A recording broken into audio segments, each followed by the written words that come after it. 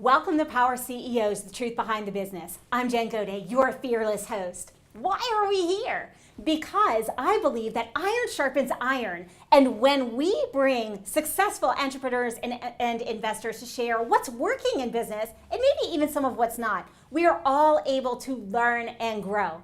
As a result, our businesses grow, and the ripple effect impacts not only our lives, our teams, their families' lives, but also our communities and our world.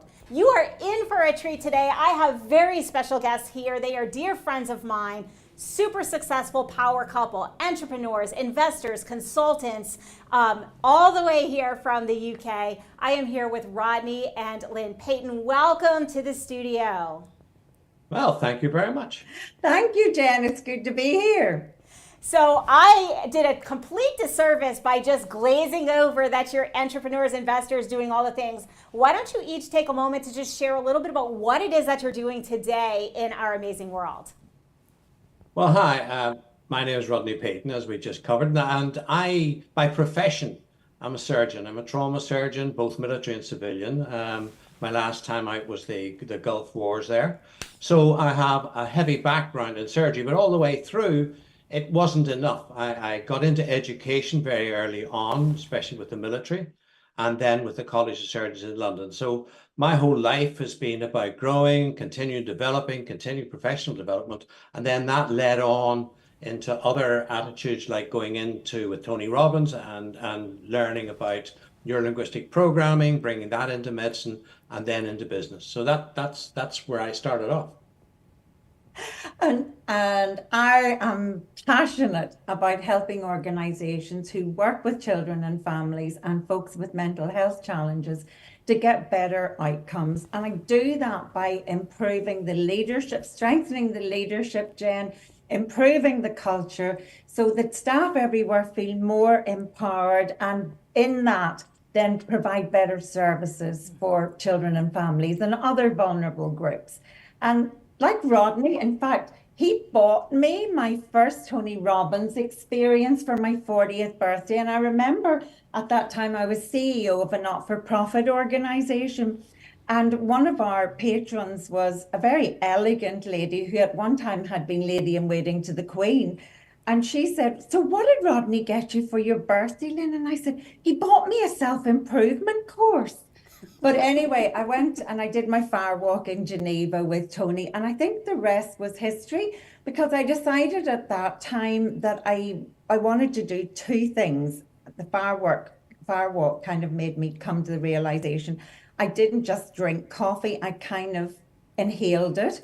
So I stopped drinking coffee, and I also decided I would start my own business, because I wondered if as a consultant I would be able to have greater influence than actually working within an agency. So she went out on her own, but of course, I happened to be on call while she was in Geneva at this course. And she phoned me in the middle of the night, and I knew she'd gone out, because what she actually did was said, "You bought me a self-improvement course for my birthday." And Lady Mora had said, "How crass can you get?" And so Lynn said, "All right, I'll go, but if I don't like it on the first night, I'm going to blow this credit card in Geneva." The middle of the night, she phones me. I just about got to sleep. She said, "I've just done a fire walk. I've just been so excited by this." And I said, "I know, Lynn, that's what you went there to do." You know, a husband really, really rooting for his wife.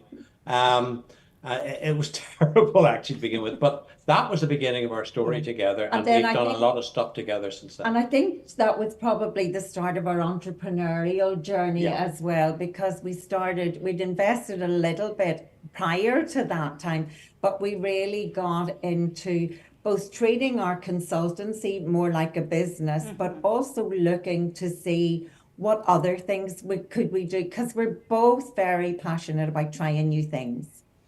And you know, I think that's really important as entrepreneurs.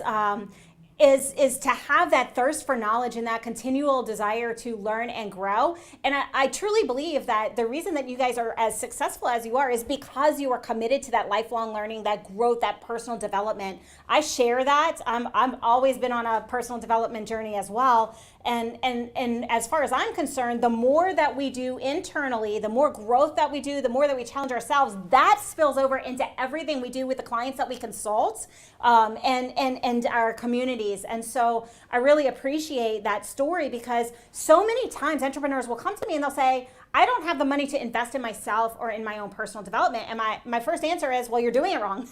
It starts with the inner work and the self-work first. We cannot lead or train people to lead, or expect people to lead if we are not first doing that within ourselves. And to me, leadership is always learning, developing, growing. What are your thoughts about that, and how have you incorporated this into what you guys do with the people that you work with in your consultancies? Well, Lynn would very much point out in her core training program that it's the action that you take because of it. You can do all sorts of education, you can have all sorts of books. I mean, I'm a professor, and I mean, lots of professors is what happened before.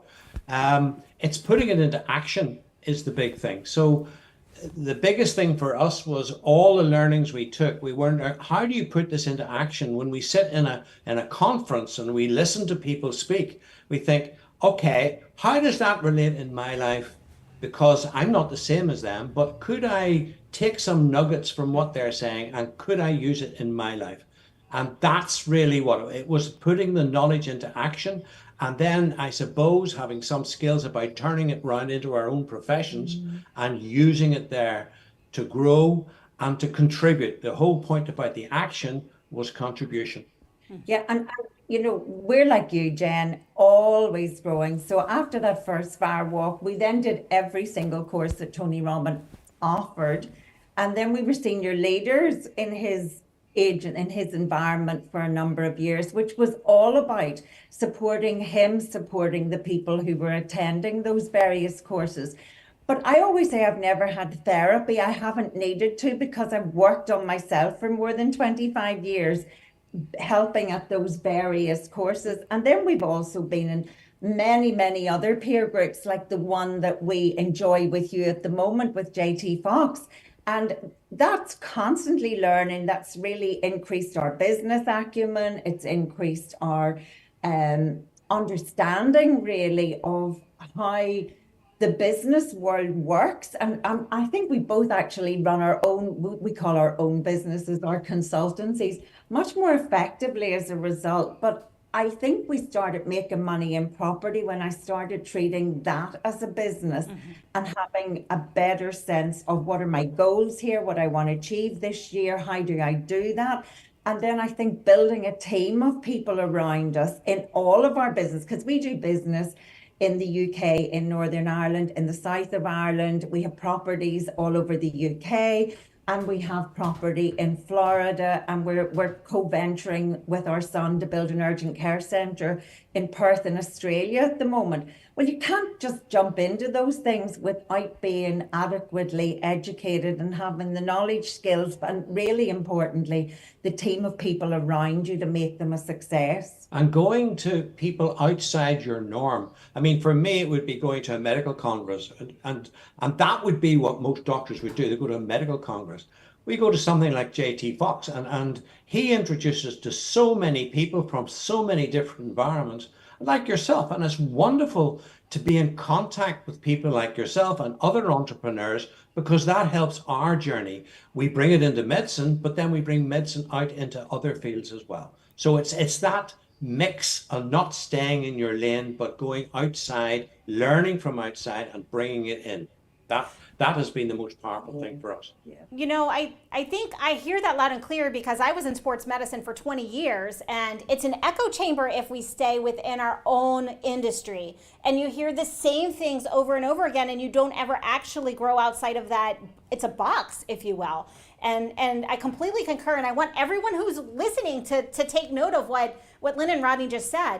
They said, go out, continue to learn, put yourself in rooms that you're not necessarily comfortable with, something outside of what your norm is, so that you can learn what other people are doing in other industries, and then I really want to bring it back to the taking action that Rodney, you spoke of earlier. And that's when you're in these rooms with these other people, hearing what they're doing. How does that apply to my industry? Oh, I'm not in medicine, but how is what they're doing in medicine apply to what I'm doing, for example, in technology or in another realm? It is so vitally important that we mix up where we are spending our time and we listen and learn in every one of these rooms so that we can then amalgamate that and bring it back so that we become better as entrepreneurs and we can take that next step in our business or in our investment profile or what have you.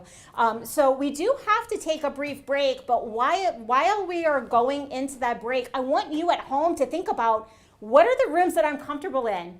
And what is that next step for me? What is that room that I'm not comfortable in that I'm going to put myself into to start to learn and see what those takeaways can be that I can put into action and conceptually learn in my own business? We will be right back after these messages.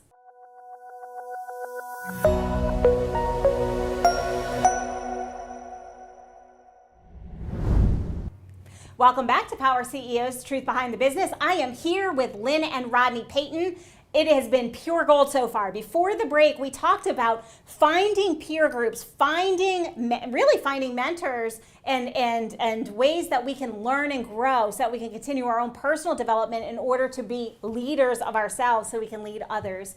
And before the break, we talked about getting outside of our comfort zone and finding that next room. So I'm going to ask you both, for the people who are watching, how do we know who's the next consultant to go hire, or what's the next room to put ourselves in so we can then get outside of our comfort zone and integrate that into our businesses?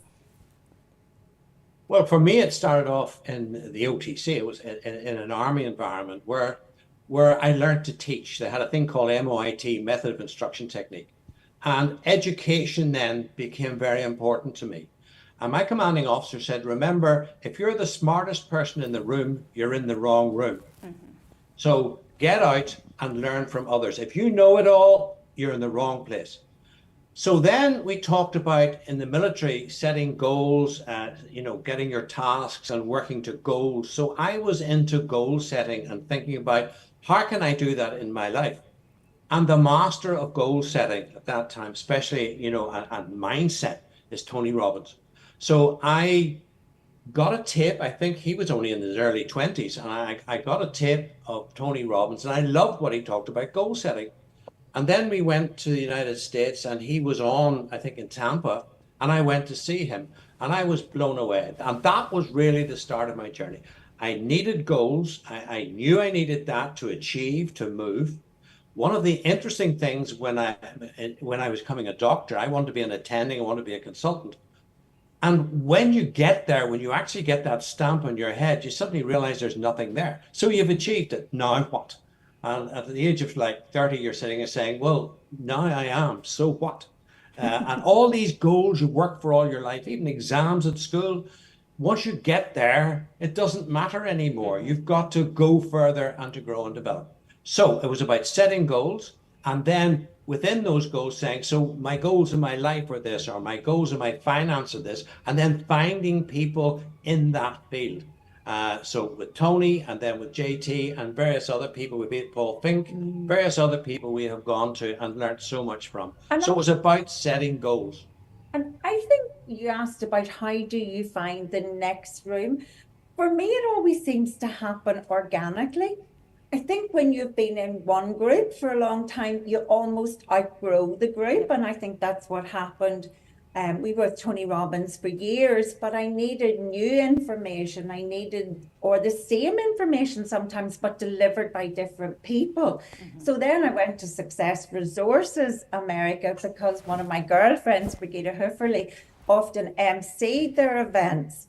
And that actually was where we met JT Fox. He was the very last speaker on the very last day, but just somehow we connected with him and we thought, you know what, I need to hear more from this guy. But whether it's going to conferences, and I love conferences, when they're interactive, and I like it when there's lots of opportunity for networking, because just like you said, Jen, I love talking to people. I love learning from people. I love making new relationships. I love making new connections, and you never know where they're going to go. And it's often about how can we add value to other people. And then sometimes round the corner you get that back, but I love building relationships. And it's asking them about them. Instead of you going to a conference to tell them how great you are, it's to go there and say, so what did you do? How did you do that? How did that work for you? And how did you integrate that in your life? And then learning those lessons. A lot of people, by the time we finished, we told them nothing about ourselves.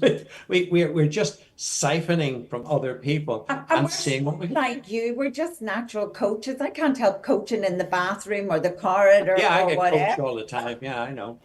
I think we were born that way. I honestly believe that we were born that way. It's something that's a gift as well as a skill set. But I love what you said, and I want to highlight it because I'm the same way. I love conferences, and I listen more than I speak. When we ask the question, we can learn so much. And one of the things that I like to bring for all of those who are watching and is I like to ask, what was the biggest mistake that you made, and what did you learn from it? Because when I ask that question, it gives me so much insight into how a person thinks. It gives me insight into how they handle a situation and how they came stronger from it. And then I can then take that and think about that whenever I have a challenge. And so I'm actually going to turn that question on you guys, because we've talked a little bit about how do we find that next room. We find the next room when we're the smartest person in the room. We need to find the next room, and we do it according to what our goals are, what we're looking to achieve. We find the right rooms from there. We find it by some of the rooms that we're in, talking to other people and building relationships. But I'm going to ask you, because I think this is invaluable for any entrepreneur and investor. What was the biggest mistake you made, whether it was in investing or entrepreneurship, that you learned a lesson that would be very, very insightful that we could share today? Oh, that one's so easy. And I know we'll both pick the same thing. We started to invest in Florida in about 1999. And then all through the early 2000s, we were flying. We were doing so well. We were flipping properties. We had buy-to-lets. We had a strip mall. And then we got too big for our boots. We bought the land next door. We learned how to rezone it from agricultural to commercial. We built a strip mall. And before the paint was dry, it was 2008-9, and nobody wanted to pay rent. Nobody wanted to rent new property. And then add to that, the city decided to dig up the road just outside our plaza, and the traffic was diverted for 6 months. So we lost our shirt. What did we learn? Well, there was another side of it too, because we had got too big for our boots, and we were buying. So we got these properties, these off plan, and a couple were penthouses here in Treasure Island, and the market just changed overnight. Yeah. And so they halved in value before they were built. So it was a perfect storm. The commercial centre went pear-shaped, and we were completely upside down on two big penthouses. We learned to to continually educate ourselves. What happened then was that we thought we knew it all. We were doing very well, thank you very much, in our professions, pretty well known in that. And we thought we could transfer that into anything without having a coach, without having somebody tap you on the shoulder and say, just a minute now, you're in my space, here's a bit of advice for you. And that taught us a lesson. So when it came to COVID, we didn't lose anything. We did very nicely out of, actually, because we had set ourselves up that it didn't go as bad as happened to us in 2008. So the learnings from then helped us. Yeah, the big thing about that was we were determined. It was character building, Jen. We were determined. We were not going to go bankrupt. We were not going to go under. And the biggest learning is when you're diversified, you have opportunity. We were both able to work hard and work full time and take on more work in the UK to send money to America to stay afloat. Mm-hmm. Then we got coaching in negotiation, because we had to negotiate with the lenders, and we worked everything out. So we emerged reputationally solid and much wiser, a lot less well off, but we also figured out how to make it all back. Yeah, we didn't go bankrupt, and one of the big lessons there was when we worked at this. When people are becoming entrepreneurial and moving up, a lot of them said, okay, I'm going to leave my profession, I'm going to leave my day job and switch into this. We did not do that. We had our professions. So when things went wrong, we had something to back us up. Other people we know went all in, and then they had nothing to back them up. And when the chips went down, as they will in everything, they had no finance to back them up. So we kept our professions. We're still in our professions. We're still known in our professions for what we do. So it wasn't a matter of just taking on your passion and dumping everything and saying, I'll make it in this. It was a matter of being very careful about what you did. That's what worries me about young people nowadays, or even some people who've been in corporate, and real estate seems to be the big pull. And people talk about being in real estate, or real estate investors, or real estate, brokers.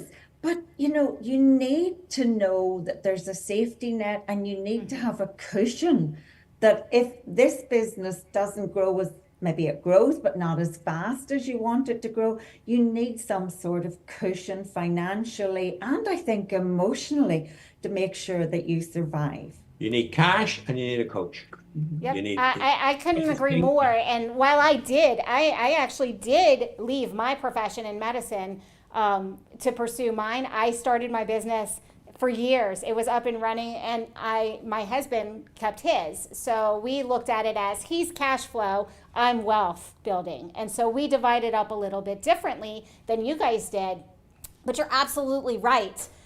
For those who are watching, who are maybe executives or maybe you're launching a business, you have to make sure that your short term is covered. And that's one of the biggest mistakes I see in entrepreneurs. They come to me to coach them, but they have no safety net. They have not considered the short-term, mid-term, and long-term impacts of business. And business all has cycles, just like real estate has cycles. Everything has ups and downs. It will never always go up. And so how are you diversifying and leveraging against the downturn? I think that's the biggest takeaway I got from what you two have shared with us today. What is the cash reserve that I have? How am I leveraging against the downturn? And what am I doing to make sure I'm diversified in the way that I generate income as well as build wealth? We do have to take a brief break, but we will be right back after these messages.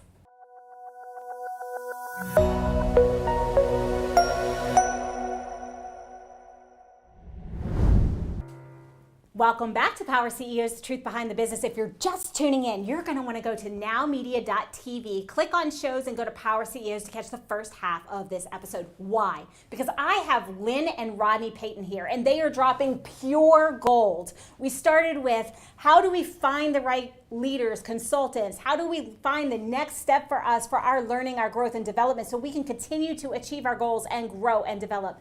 We talked about how to have the right plan. We have to have cash in reserve. We have to have a short-term, mid-term, and long-term strategy. And what does that look like as we step out of maybe corporate or out of a profession into an investor or into a business entrepreneurially, and some of those considerations. So go ahead and check those out. But I'm going to dive right back in with Lynnen and Rodney, because both of you are consultants. You're very, very successful in a wide range of areas. You bring multi-industry experience, and each of you has kind of a core philosophy, if you will, that you teach, and it works. It's been proven time and time again. So I think I'm going to start with you, Rodney. What is your core philosophy as you work with your clients? What does that look like? Well, it was very interesting. As I started my journey in education, about 1988, 89, a new technique in surgery came in. It was called keyhole surgery. Most people know about laparoscopic surgery, and it was specifically with the gallbladder. And of course, this was going to revolutionize the way a lot of surgery is done, and that's what happened. The problem was we had a lot of attendings, a lot of consultants who were now in their late 40s, in their 50s, and their whole life was about to turn upside down by this new surgery, which they had to learn. So the president of the college, I was head of faculty development in the London College of Surgeons, and the president called me and said, Rodney, I need you to work out a way of teaching laparoscopic cholecystectomy to all these consultants. Now, you'll do 1 or 2 courses, that'll teach them, they'll teach everybody else, and that'll be the end of it. So I had to go away and sit down and think, how can I, because then I was much younger than they were, teach them how to learn a new surgical technique and yet not give up their surgery for 6 months or become a trainee for 6 months while they did it. And that developed into a 4-stage technique. It's actually a 5-stage technique. It's called the Payton technique if you go on Google and look it up. So I worked this out from first principles and we set about teaching it. Now that course is taught around the world and training the trainers and how to teach a skill. So that is started me in how you help someone to learn a new skill. Now it started off that was practical. And then I was asked by a major pharmaceutical company to start teaching their staff about sales, to start teaching in other environments. And I thought, how can I adapt the Payton four-stage method to all these other businesses and things? So that then adapted into the four-stage technique for sales, even playing sport, playing rugby, American football, those skills and that method of teaching is used around the world. So that was my background in developing something. And therefore, as a coach, especially a practical coach, I was known there as some people call me the world's #1 surgical coach, but the reason that is because of my methods of teaching. I learned that from first principles because I had to. And do you know what? We were listening to a podcast yesterday with a long drive by Andy Stanley. Oh, yeah. And what was really impressive about, he's my new find, by the way, Jen. He was talking about the importance of clarity. And if you're going to coach anybody in anything, you've got to get clarity. Maybe it's just clarity about what they want for next year or whatever. But he said this amazing thing. He said, if there's a mist in the pulpit, there's a fog in the pews. I thought, oh, wow. And then you were talking about how do you make that relevant to your own? We were thinking, well, if there's a mist in the lectern, there's a fog in the conference center. Conference center, you're going to be very clear. Yeah, so clarity is so, so important. And I think that's what your four-stage process was. If you give anybody something they can handle, like I can handle 4 steps. So step 1, step 2, step 3, step 4, which, it makes it a great system. But regardless of what industry we're in, I always teach that success is a combination of mindset. We've talked about that already. Skill set, you need to be competent in what you're doing.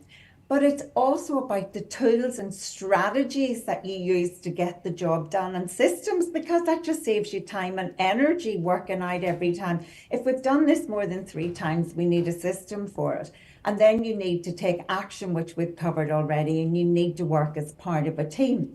But for me, with my audience, I needed some kind of hook because the public sector health and social care world didn't necessarily know that it needed leadership training.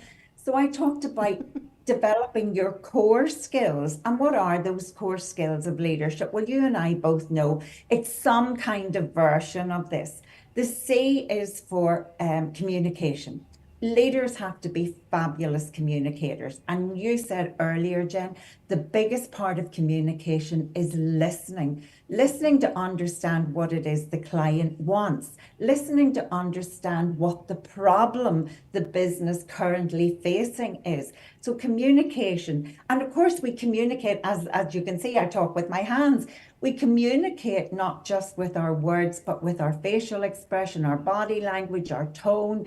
I communicate with a lot of energy. So the O then is for optimization. We're never going to have enough staff, enough resources, enough money, a big enough budget. So how do you optimize what you have available to you? And I always say, start with optimizing your mindset. Start with optimizing a can-do attitude. The R's for relationships. We get things done working with, through, and in concert with other people. So your network is hugely important. People come to me because they say, Lynn, you may not do this with us, but we know you'll know who to refer us to so we can get a result. And the E is about evaluation, because there is no point in doing the same thing over and over again. And that's what you were talking about in terms of laparoscopic surgery. Yeah. People were doing it and getting it wrong. And that patients were suffering. I mean, and they were looking at somebody younger than them and saying, how can you teach me? Yeah. But so we all had to push through. But, when we got them onto it, it worked. And the evaluation is everything. What's the outcome? And how do we get there as fast, effectively, and efficiently as possible? And Jen, here's a takeaway for everybody listening today. The most important evaluation you can do is figure out what's working and do more of it, and figure out what's not working for you and stop doing it. So in all my courses, we start with a stop doing list so that, as Rodney says, you're efficient and effective with your time, which after all is our biggest. Yeah. What, can't even find the word, like our time is Well, so there isn't any precious. more of it, It's We what's that can't. about We moment? cannot buy time. We can't buy time. Doesn't matter how successful we be. We cannot buy back our time. So it is our most precious resource. So I really love that you brought that up. We've talked about the stop doing list before and here. And I want to ask you the next piece of that question. And that's, are you leveraging technology? How are we leveraging technology to optimize our systems? Because we're in an age of rapid advancement with artificial intelligence and other aspects. And I want to kind of lead into that. We are going to have to take a break in just a moment, but you talk about communication, you talk about optimization, you talk about relationships. These are all core tenets of business, period. We don't have a business if we're not paying attention to your core tenets and the evaluation process. But how are you leveraging technology and leveraging your teaching in order to bring that in with your clients as well? Because that's something that has been a real hot topic is, should I integrate artificial intelligence? When do I do this? How do I learn to do this? And I know that you guys are on the forefront of that as well. Yeah. Yeah, okay. Yeah, we do a lot with AI now. And what's been very interesting with COVID and people working from home, that has led to huge problems. I don't know whether you've tried teaching, but when you try teaching to a wall of students and their cameras are off, that is horrendous.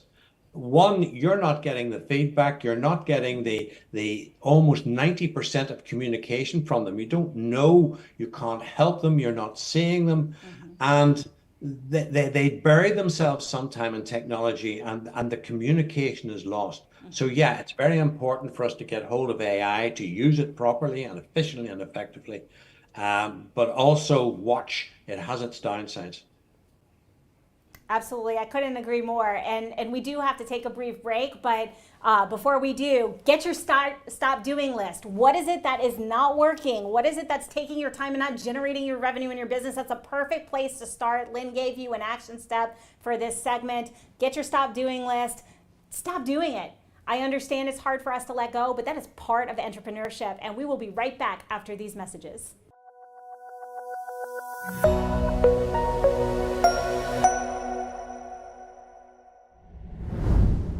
Welcome back to Power CEOs, the truth behind the business. We are here talking with Lynn and Rodney, and we left before the break talking about the double-edged sword that is technology. We touched a little bit on AI. We touched on the benefits and some of the cons of when people turn their cameras off and we can't see their faces. So I want to kind of give the pro side of things. What has opened up with this new virtual environment for business?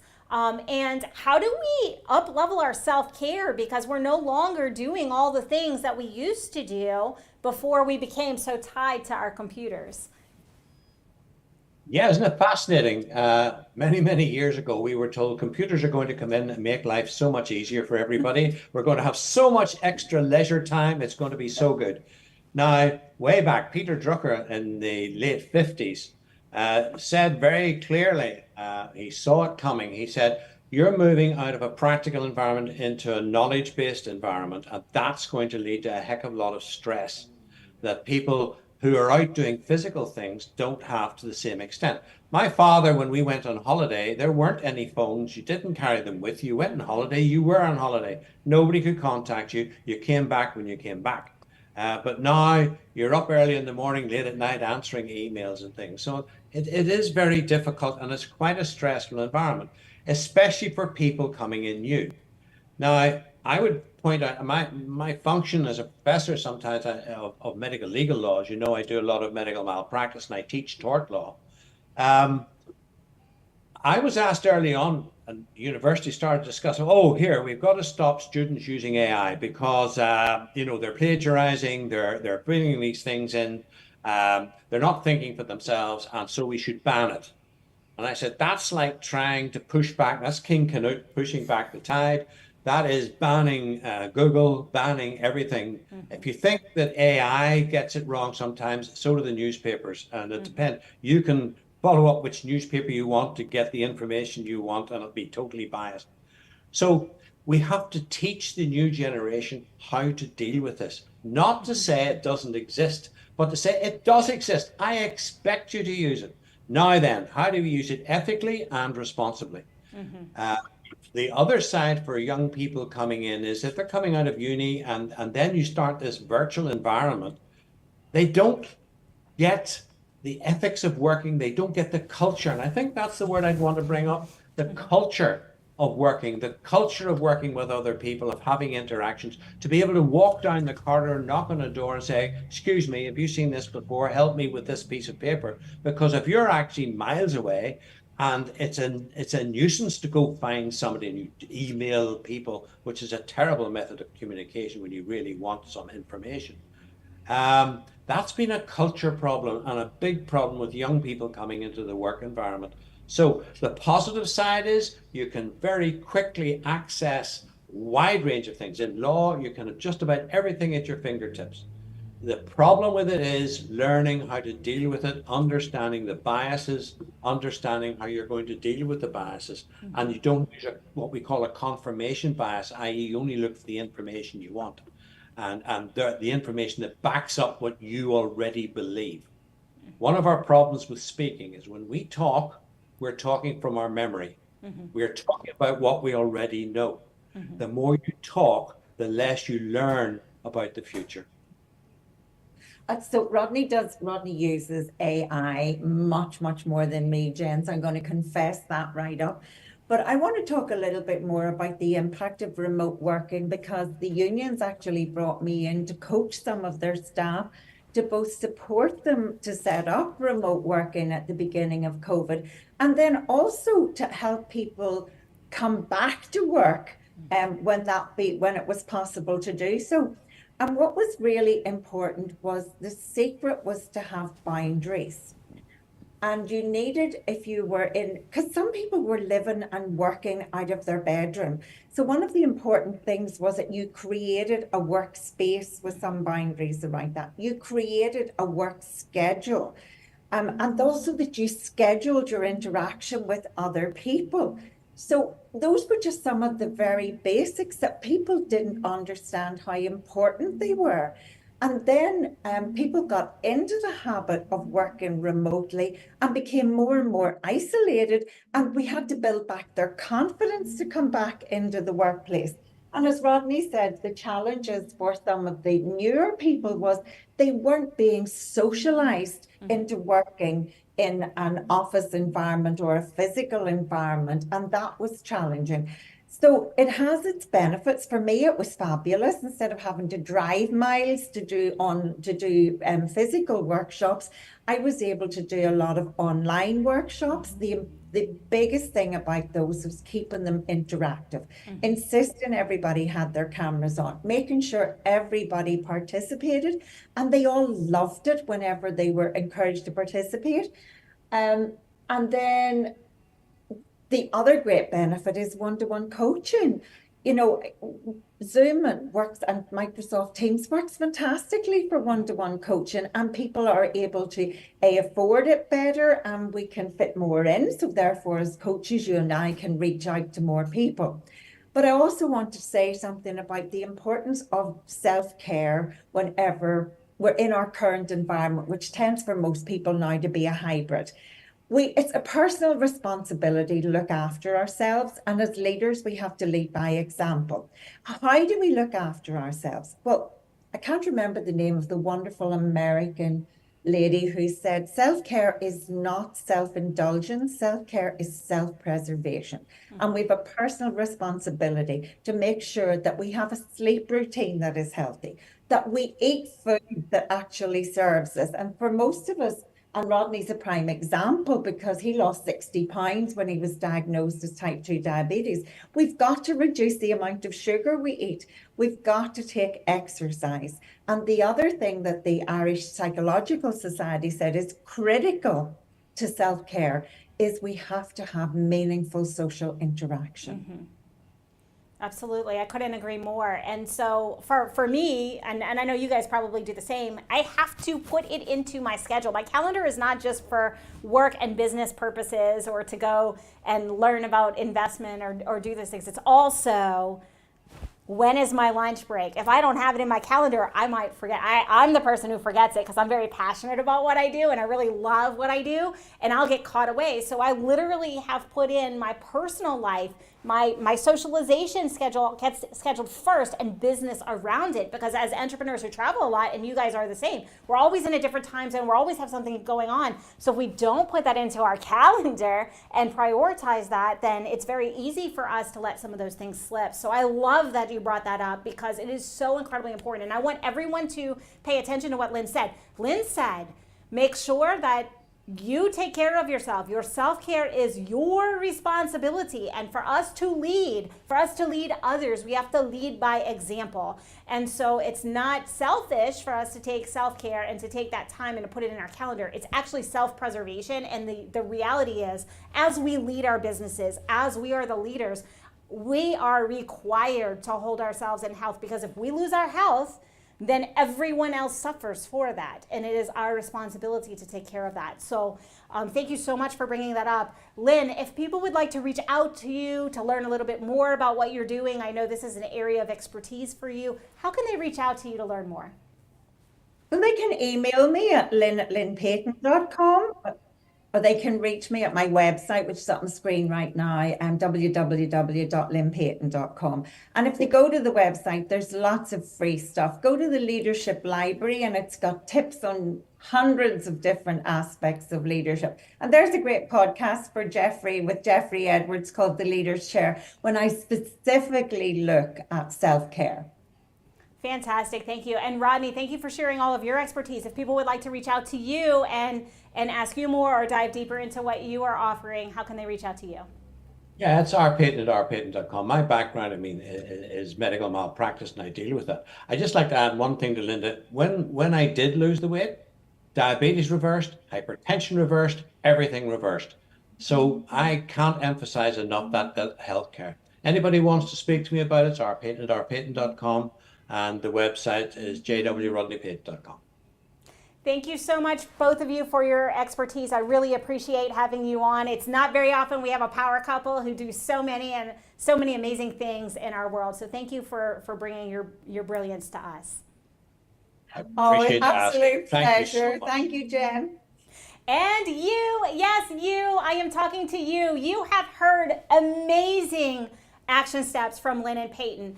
Take care of yourself. Put your self-care first. Look after yourself, because if we lose our health, it's very hard to gain it back. And we are needing to lead from example, lead from the front. If you are the smartest person in your room, get into a new room, find the next consultant, find the next room so that you can be learning and growing, because that is also self-leadership. We have to first do for ourselves, learn and grow, so that we can lead our teams to do that. Leading by example, leading from the front of the room is so incredibly important. You heard about communication, how to manage a hybrid environment, how to make sure that your teams are still engaged, even if they are working from home or they're not necessarily in office, building the culture. Take one thing you heard today, any of them. I'm not saying take all of them. Take one thing you heard today. Maybe it's that stop doing list, and put into action right now, not tomorrow, not next week, but right now, today, so that you can move yourself, your business forward. It is the actions that we take that allow us to swing that pendulum, to grow our businesses, and to improve our impact, increase our impact in the world. Until we meet again, because unfortunately all good things come to the end, including the show, but we will be back same time, same station next week. Go win today, win this week, and we'll see you next time. This has been a Now Media Networks feature presentation. All rights reserved.